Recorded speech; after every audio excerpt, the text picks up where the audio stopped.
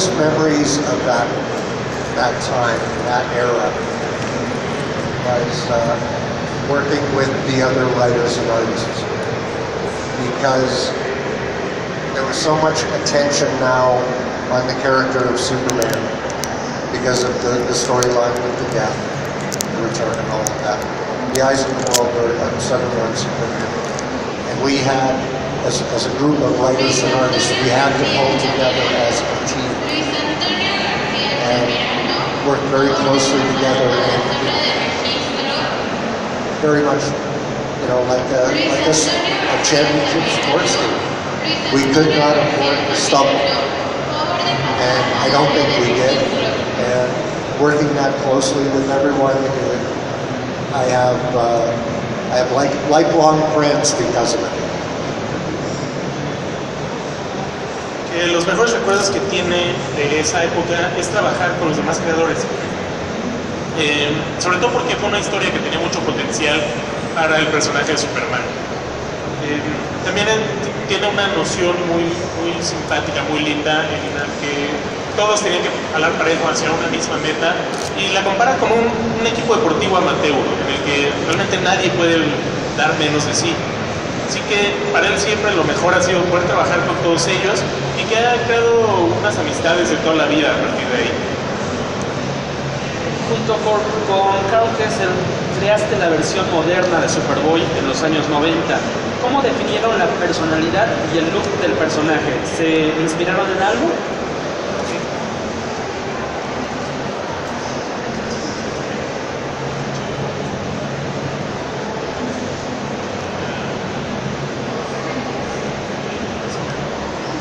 The look. It became very iconic. The look, the jacket, the haircut. Once I had designed the costume, which I designed on the airplane flight home from our meeting. Okay. When we were trying to figure out how we were going to bring back Superman. So on the flight home, I was on airline napkins, I was designing that costume. And once the costume was in place, the character took over. It wasn't a matter of we created him, yet he just showed up. And once he showed up, he knew exactly who he thought he was. And I think that was part of the fun of the Superboy character, is he thought he knew what being Superman was all about. And it was up to Carl and I to teach him otherwise. Lo primero que hice fue diseñar el disfraz en un vuelo, y mientras iba volando él iba dibujando lo que convirtió en el disfraz. Que ya que estaba el disfraz y toda la imagen del personaje, realmente Superboy despegó solito. No fue un asunto tanto de que Carl o él le dieran personalidad, sino que el propio Superboy ya sabía quién era él mismo. Hace un año, en La Mole, recibimos la visita de Doug Hasselwood, con quien has colaborado por muchos años. Hasselwood, ¿qué es lo que más te gusta de trabajar con él? ¿Qué es lo que consideras que aporta a tu arte el trabajo de Doug?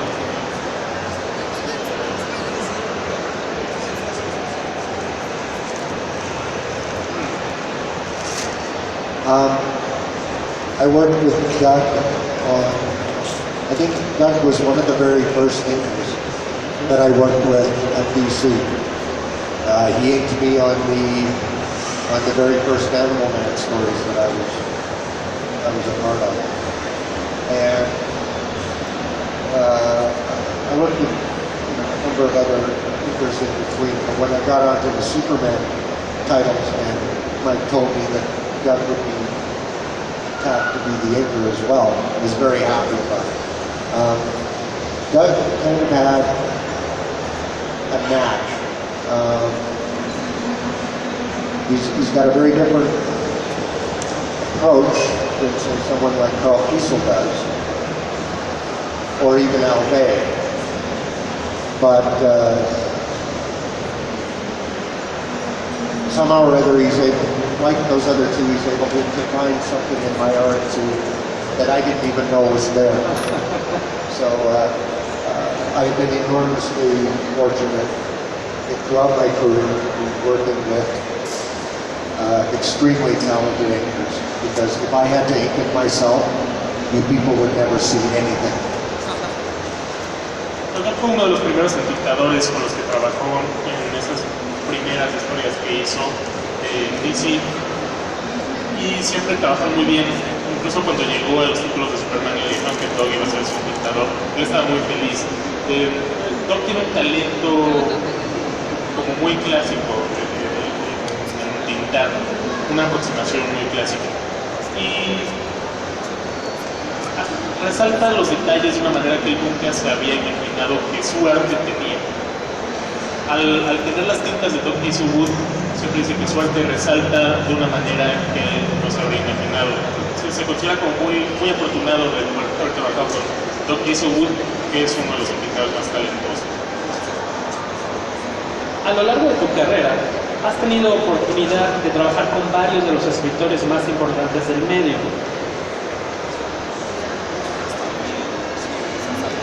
Such as Chris Claremont, Mark Wolfman, Carl Kessler, Fabián Nicieza, Chuck Dixon, Jeff Jones. ¿Con quién te has divertido más? Oh, hands down with Carl Kessler. We're on some sort of weird telepathic wavelength. We know instantly when the other is thinking. When Carl sends me a script or a plot, he already knows what I'm going to do with it. When I get that script or plot, reading through it, I know what he's looking for. Sometimes I surprise him. Sometimes he surprises me, and it's always a lot of fun. Like inkers, I've been enormously lucky with the writers I work with. Carl's maybe the most fun, but every single one of them has taught me something about comics, storytelling, and there's no one right way to do anything. Sin duda alguna se ha divertido mucho más con Carl Kessler, porque tienen una suerte de conexión telepática. Cuando Carl envía un guión o un boceto del guión, Carl ya sabe qué es lo que Tom va a dibujar, y cuando Tom está dibujando algo, ya sabe con qué va a seguir Carl. Entonces es una relación que hace sentido. Pero igual que con los entintadores, me siento muy afortunado de haber trabajado con todos estos escritores tan talentosos, de los cuales ha aprendido tanto, ya sea de cómics en general o de narrativa, y sobre todo de que no hay una sola manera correcta de hacer las cosas en los cómics. Perfecto. Otro proyecto de gran impacto mediático y éxito comercial en el que estuviste involucrado fue la serie de La caída del murciélago.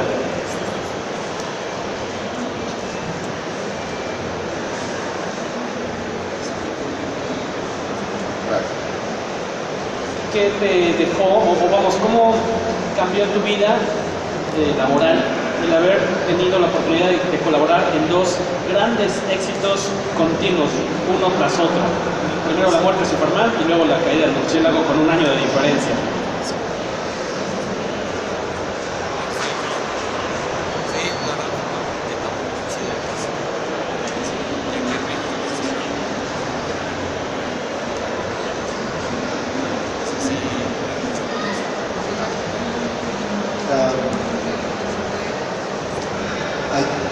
I can only imagine how my career would have tracked otherwise.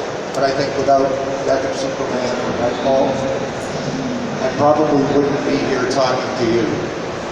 I'd be, who knows what I'd be doing or what I would have done.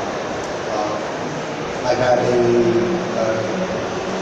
career that's lasted 30 years. I continue to work in this industry. I'm enormously thankful to have been able to work on stories that have stood the test of time in a lot of ways. I'm enormously proud of the Death of Superman, mostly because I was certainly more closely involved in the Death of Superman than I was in Nightfall, because the way Denny O'Neil ran the Batman office was very much different from the way that Carlin did.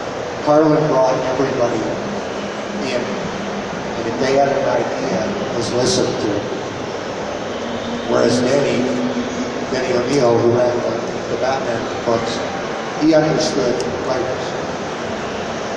And as far as Denny was concerned, the writers were the generators of the ideas. But I'm enormously thankful that I've had a chance to work on these things, and enormously proud of it. Él solo puede imaginar la dirección que tendría su carrera. A final de cuentas, él está seguro que de no haber trabajado tanto en Death of Superman como Nightfall, no estaría aquí hablando con nosotros. Esto le ha llevado a tener una carrera de 30 años en la que sigue teniendo trabajo.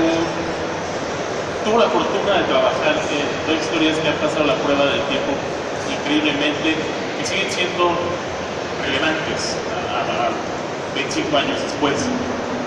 Pero marca mucho la diferencia entre trabajar en Death of Superman y trabajar en Nightfall en cuanto al trabajo editorial. Por un lado, la manera en que Denny O'Neil manejaba las oficinas de Batman, comparado con cómo Mike Carlin trabajó la muerte de Superman. Mike Carlin reunía a todo el mundo y todas las ideas de todo el mundo eran válidas. Para Denny O'Neil, el trabajo importante era el del escritor. Él sí está muy agradecido por poder haber trabajado en esto, pero la muerte de Superman tiene un poco más de... un lugar un poco más grande en su corazón por esto, porque todo el input de todos era importante. Entre dos personajes muy importantes con los que has trabajado son Superboy y Robin. Seguramente esta pregunta te la han hecho muchas veces, pero nunca frente a la mole, al público de la mole. ¿Qué personaje disfrutabas dibujar más, Superboy, Robin? ¿Cuál representaba el mayor reto a la hora de crear sus historias, de dibujar sus historias?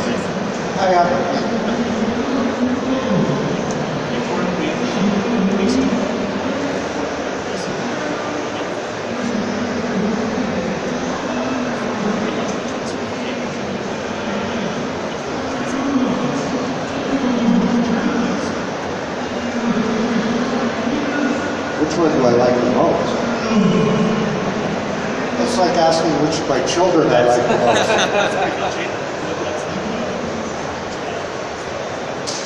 Favorite child? Well, they're both my favorite child. They're two very different young men. And in a lot of ways, both my approach to drawing both Superboy and Robin, and virtually any other character that I draw, is I try to find something about that character that I can relate to. Or something about that, much like an actor, I will try and put on the skin of that character. Superboy, when I was that age, when I was the age Superboy was, at 16, that was the type of character. The character of that Superboy was the kind of guy I wanted to be, whereas Robin was closer to the kind of kid that I was. Very much more serious, very much more focused, that kind of thing. I wanted to be, the kid running around, playing air guitar all the time. But no, I was closer to Tim Drake than I was. But they're both part of me. When I drew those books, I was putting myself in both of those characters. And know, if you want to have fun tonight, you can go home and look over all the books I read and try and figure out where I am in certain comic books and, you know, which characters. But those two were very, very dear to my heart, and it's impossible to pick a favorite. I'm sorry. Sé que ambos son sus favoritos, no puede escoger a ninguno. Sería como escoger entre dos dos ¿no? ¿Cuál es su hijos. favorito? De que para él el dibujar a cualquiera de estos dos personajes o a cualquier personaje que ha dibujado a final de cuentas es tratar de encontrar algo con lo que Tom se identifique, algo que lo llame al personaje. En el caso de Robin y Superboy eran cómo se relacionaban a él cuando tenía esa edad. Cuando Tom tenía 16 años, la edad de Superboy o la edad que pretendía el personaje, dice que Superboy es la persona que él había querido ser cuando tenía 16 años. Este personaje que juega por todos lados, que le intenta tocar la guitarra de aire, es una persona libre. Mientras que Robin era la persona que efectivamente Tom era. Una persona mucho más reservada, mucho más seria. Así que hasta cierto punto ambos personajes tienen algo de él. Por un lado lo que él quería ser, por un lado lo que era. Así que sí, definitivamente el tratar de escoger cuál le gusta más, si Robin y Superboy es como obviamente escoger a quien lo quiere más. ¿En qué momento comenzaste a colaborar con Marvel? ¿Cómo llegó esa oportunidad? Me imagino que tenías una carga constante de trabajo en DC. ¿En qué momento hubo este ofrecimiento de trabajar en Marvel?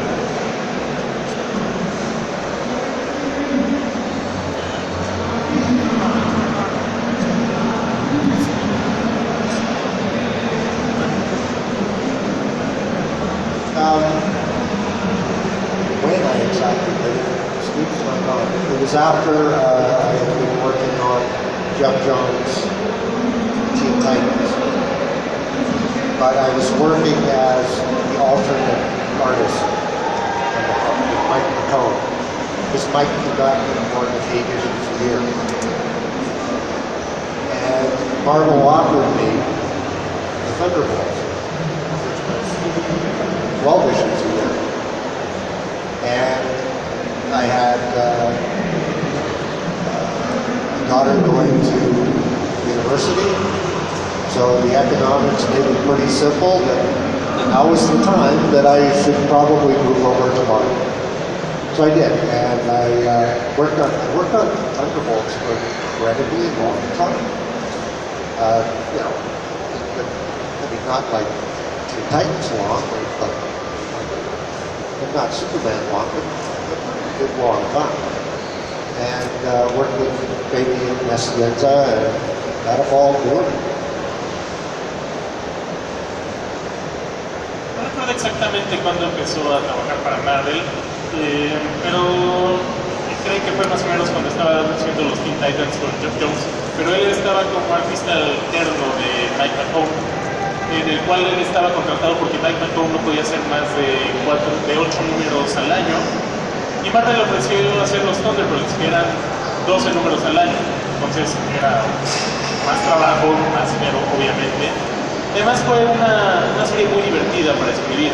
Además dice que fue una serie muy larga para estándares. Digo, no como los Teen Titans, no como Superman, pero fue una serie lo suficientemente larga y divertida para atraerlo. Y que aparte, ahora sí que la vida, como a todos nos sucede de repente, la vida lo alcanzó y por ejemplo el hecho de poder trabajar en Thunderbolts 12 números a lo largo del año me ayudaba mucho porque en ese momento su hija iba a entrar a la universidad. Entonces, ustedes saben los costos que tiene la universidad en Estados Unidos, son bastante elevados. Entonces, este trabajo le iba a ayudar a solucionar ese problema, por decir así. Esta situación familiar, porque nunca será un problema entrar a la universidad. Y finalmente, antes de que pasemos a las preguntas de ustedes, ya prepárenlas por favor, una última pregunta de este lado. Como artista de las dos editoriales más grandes de cómics, ¿en dónde hallaste las mayores libertades o satisfacciones creativas como creador?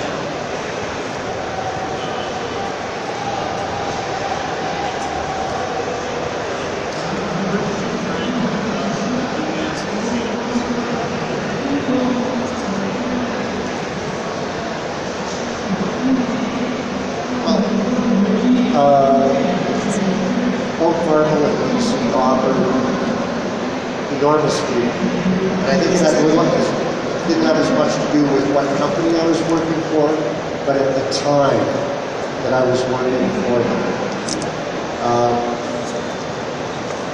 We were pretty much allowed to work on the books the way we saw fit. The editor pretty much oversaw everything, but he did not, an editor never came to us and said, okay, this is the stories you guys are going to be doing. It was up to the Superboy, because Carl recently came up with the stories that we were doing with Superboy, and we were allowed to do them. Same thing with Robin. Chuck Nixon was the Robin writer, and it came from him. We were never micromanaged.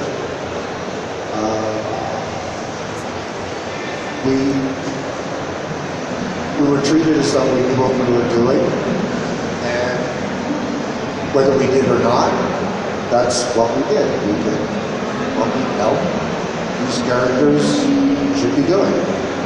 I don't get that sense that in the modern Marvel and DC, with all these movies, the television shows, that it's a bottom-up sort of operation as much as a top-down operation. So I think it has more to do with it. I basically came to the comic book industry at the perfect time as a creator, because I was allowed to do what I do, which is create stuff. And I feel enormously fortunate to have had the opportunity to do it at the time when I did it, and get a chance to work on all these fabulous characters. I mean, I drew Superman for over 10 years. I mean, that's like jamming with Springsteen when you get right down to it. So yeah, as a long-time comic book fan, before I broke in, that was the Super Bowl. Ambas compañías ofrecen una gran libertad creativa, pero no tanto era el cómo trabajó con las editoriales, sino el cuándo, el momento en el que él tuvo la oportunidad de trabajar con ellas. En ese momento, el editor, más que otra cosa, supervisaba. No imponía, pues se llegó. Podría decir que en el caso de Superboy, por ejemplo, el que tomaba las decisiones era aquel. Y lo mismo cuando se pasó a Marvel, eran los creativos los que tomaban las decisiones en vez del editor. Pero él está muy seguro que es por la época en la que le tocó entrar a los cómics y trabajar en esas compañías. Porque se imagina que en la actualidad esta libertad, por ejemplo en Marvel, con las películas, con las series, quizá no sería un asunto de que las decisiones se tomen desde abajo para llegar hasta arriba, plena libertad, sino que las decisiones se toman desde arriba y a los creadores se les impone lo que tienen que hacer, justo por la carga mediática que traen con todas estas cosas. Afortunadamente, él tuvo la oportunidad de no solo trabajar en la época que lo hizo con estas compañías, sino con los personajes con los que lo hizo. Trabajó con nada más 10 años con Superman. Dice que realmente ese era más un sueño como fan de los cómics que como creador. Que era como, para él, trabajar 10 años en Superman era como echar el palomazo con Bruce Springsteen. Y tenemos espacio para 3 preguntas. Las personas que quieran, por favor, levanten la mano. Se tienen que acercar hacia ti, ¿verdad? No sé. Tú te vas a